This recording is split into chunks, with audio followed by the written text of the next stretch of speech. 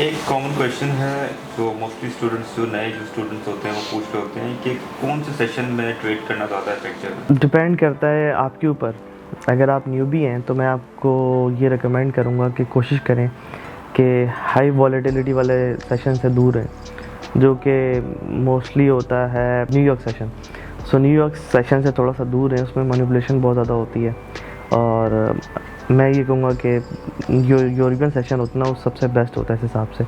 ना कम मतलब ना स्लो होता है और ना तेज़ होता है ज़्यादा, बस मीडियम में चलता है। तो स्टार्ट में आपने यूरोपियन से करें जो पाकिस्तानी 1-2 बजे 12 या 1 बजे स्टार्ट होता है, बेस्ड ऑन के वो समर है या विंटर है। अच्छा वकास भाई, इसी से रिलेटेड क्वेश्चन है कि ट्रेंड को आइडेंटिफाई करने के लिए टाइम फ्रेम का बहुत ज़्यादा मसला आता है, तो उसका सिंपली क्या हल है? डिपेंड करता है कि आप कौन से टाइम फ्रेम पे ट्रेड करते हो। उससे 2 टाइम फ्रेम ऊपर जो है ना, देख लो ट्रेंड कौन सा है। एग्जांपल के तौर पे आप M1 पे ट्रेडिंग कर रहे हो और आप ट्रेंड वीक का देख रहे हो, तो वो थोड़ा सा इलॉजिकल बात होती है ना। शॉर्ट टर्म ट्रेडिंग के लिए शॉर्ट टर्म ट्रेंड ही देखा जाता है। तो M1 का आप देख रहे हो तो कोशिश करो M50 और M30 का बस ट्रेंड देख लो, आपको आइडिया हो जाएगा। क्योंकि अक्सर ऐसा होता है कि M30 या और M15 का ट्रेंड और होता है, और लॉन्ग टर्म लाइक डेली का और वीकली का ट्रेंड और होता है। अच्छा, एक और क्वेश्चन ये है कि ट्रेडिंग में लक का कितना फैक्टर होता है। लक का ट्रेडिंग को छोड़ो, मैं कहता हूँ ज़िंदगी में एक ही फैक्टर होता है। लाइक लक क्या होता है? लक ये होता है कि आप सही टाइम पे सही जगह पे अवेलेबल थे, यही लक है। आप सही टाइम पे सही जगह पे बैठे हो और आपने चार्ट खोला हुआ है और वहीं से आप बाय करते हो, मार्केट में ऊपर जाना हुआ, तो वो एक लक है। वो प्रोबेबिलिटी की वही गेम होती है। दूसरी चीज़ ये है कि मैं हमेशा से लक के बारे में एक चीज़ बोलता हूँ कि कोई बंदा जो है 10 साल मेहनत करता है और उसके बाद वो फील्ड में उतरता है और बहुत सारे फेलियर्स देखता है और फिर जाके किधर वो कामयाब होता है, तो एट द एंड उसको कहा जाता है कि लकी था तू बहुत। तो आपको लक खुद क्रिएट करना पड़ता है।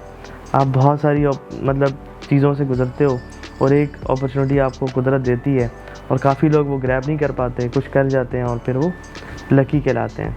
तो लक को इतना अहमियत नहीं देनी चाहिए कि लक से कुछ होता है, कुछ भी नहीं होता। हाँ, अगर आपकी ज़िंदगी में कोई लकी चीज़ हो गई है कि कोई बिलियनर का बेटा आपका दोस्त बन गया है, तो ये एक अलग सीन है। अच्छा, इसमें ना ओवर ट्रेडिंग वाला फैक्टर होता है। कुछ लोग होते हैं लॉसेस होते हैं, ठीक है, साथ इमोशंस ट्रिगर होंगे, एग्जॉस्ट होंगे और फिर ओवर ट्रेड करते करते पैनिक होके अपने आप को बिल्कुल डेड कर देते हैं। तो वो इस चीज़ से कैसे ओवरकम करें, ये क्वेश्चन जो इसमें मेंशन है। यार ये बड़ा कॉमन एक मसला है पाकिस्तान, हमारे बल्कि पूरी दुनिया के अंदर जितने भी ट्रेडर्स हैं, कि हम समझ नहीं पाते कि हम क्या कर रहे हैं। और फिर हमारे ना रूल्स होते हैं ना कुछ और फिर रूल्स होते भी हैं तो हम 2 दिन फॉलो करने के बाद एक दिन ऐसा होता है कि लॉसेस होते हैं और फिर उसके बाद एग्जैजरेट कर जाते हैं।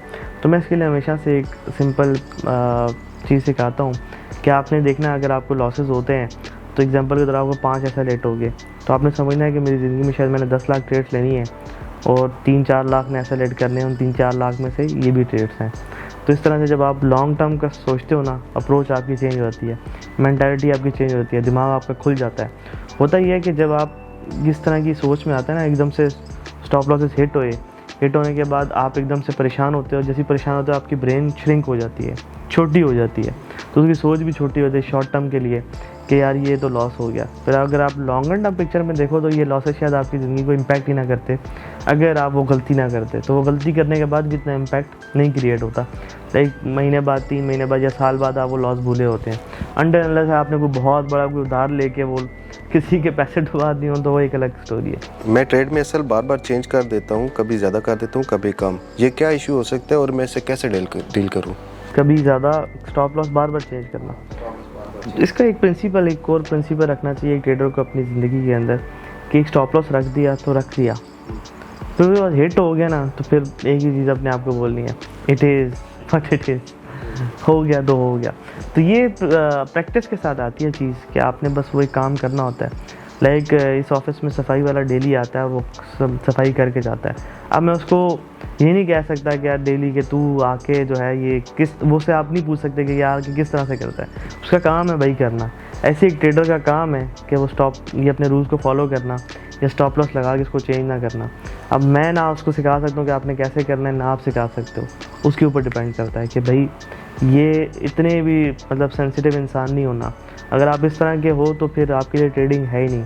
आपको मेंटल टफनेस की ज़रूरत है, पहले जाके मेंटल हेल्थ को ठीक किया जाए, फिर उसके बाद ट्रेडर बना जाए। तो ऐसे कौन से डिसीजंस होते हैं जिनमें हमें बिल्कुल रिजिड रहना चाहिए ट्रेडिंग में, और कौन से होते हैं जिनमें हमें मतलब थोड़ा सा?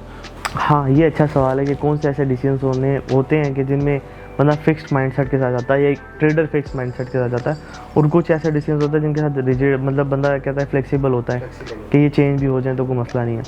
देखिए, कुछ जो ट्रेड आप जब ले रहे हैं ना, तो आपको पता होना चाहिए कि आप ट्रेड किस पर्पज़ के लिए ले रहे हैं। अगर आप बाय कर रहे हैं मार्केट में आके, और अगर आपका जहन में आ रहा है कि मैंने 1:1 लेना है, तो जब आपके जहन में एक चीज़ आ गई ना, तो वहाँ पे रिजिड हो जाना है, उसके ऊपर फ्लेक्सिबल नहीं होना। फ्लेक्सिबल, हाँ, आप एक चीज़ के ऊपर हो सकते हो कि आपके पास कोई बड़ी अपॉर्चुनिटी आ गई, आपने कहा 1:3 लेना है, लेकिन आप मार्केट को देखते हो कि नहीं यार ये ऊपर और जा सकती है, तो आप वहाँ पे फ्लेक्सिबल हो सकते हो, ठीक है। फिर उसके बाद सारी चीज़ें मैनेजमेंट की होती हैं। लाइक हमने वो जैसे एक मिस्टेक की थी, वो जो अकाउंट था $23,000 या $23,000 एक टाइम पे प्रॉफिट चला था। तो वहाँ पे हमने क्या मिस्टेक की, वहाँ पे हमने उसको मैनेज नहीं किया। तो वो चीज़ें होती हैं कि वहाँ पे आपको फ्लेक्सिबल होना पड़ता है। हम रिजिड हो गए थे, तो आपने रिजिड नहीं होना बल्कि फ्लेक्सिबल होना है कि भाई वो मेरा $50 अगर टीपी था, तो इसका मतलब ये नहीं है कि वो $50 हिट करेगा तो ही मैंने करना है। हाँ, किसी ट्रेड में आप कह सकते हो कि बस हिट होगा तो होगा, ठीक है। इसीलिए मैं दुनिया के सामने उसको गलती कहता हूँ, अपने सामने मैं गलती नहीं कहता। लाइक जब मैं अपने आप से बात करता हूँ, मैं गलती नहीं थी, मैंने किया था तो बस ठीक है। ये एक माइंडसेट मेरा है कि मैंने कहा कि ये है तो है, वहाँ पे मैं रिजिड था। फ्लेक्सिबल होना एक अलग चीज़ है। हाँ, वहाँ पे अगर मैं अपने आप को कन्विंस कर देता समहाउ, तो ये कन्विंसिंग की बात होती है। कभी कभी ऐसा होता है कि मार्केट बड़ी अच्छी प्ले हो जाती है, $7,000-8,000 प्रॉफिट चल रहा है, तो वहाँ पे एक हार्ड डिसीजन लेना है कि यार अब 20,000 तक होल्ड करनी है, 7,000 पे क्लोज़ करनी है, या अब आप रिलेट कर लो $70 पे क्लोज़ करनी है या $700 तक चलने देनी है। तो वहाँ पे सबसे पहले आपने अपने से सवाल करना है, करना क्या चाहिए। जहन में अगर आता है कि क्लोज़ कर दो, तो फिर एक चीज़ एक्सेप्ट करनी है कि अगर ये $700 तक मार्केट चलेगी, मैं स्ट्रेसफुल नहीं होगा, मैं स्ट्रेस नहीं लूँगा। ठीक है, एक्सेप्ट कर लिया, $70 पे क्लोज़ करो। अगर ज़रा सा फील आ रही है कि ऊपर चलेगी तो मैं स्ट्रेस लूँगा, तो फिर क्लोज़ नहीं करनी, फिर जाने देना है। फिर दूसरी साइड से एक्सेप्ट करना है कि अगर ये $70 भी लॉस हो गए तो मैं इस चीज़ को एक्सेप्ट करता हूँ।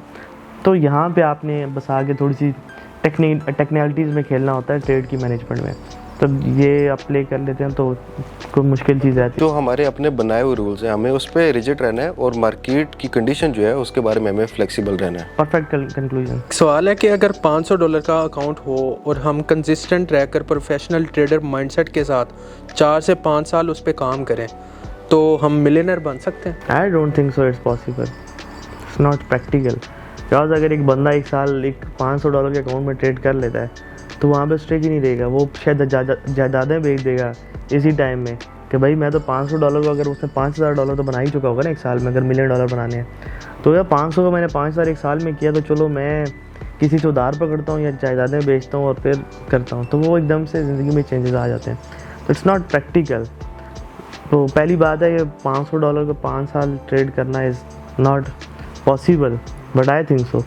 एंड सेकंड थिंग इज़ के पहले सारी वो फिर डायनामिक्स चेंज हो जाते हैं कि 5,000 अगर $500 $10,000 हो गए, तो वहाँ पे आपके डायनामिक्स शिफ्ट हो जाते हैं। या तो आपके अंदर प्राउड आ जाता है कि बस मैं ही हूँ, फिर उसके साथ डील करना पड़ता है।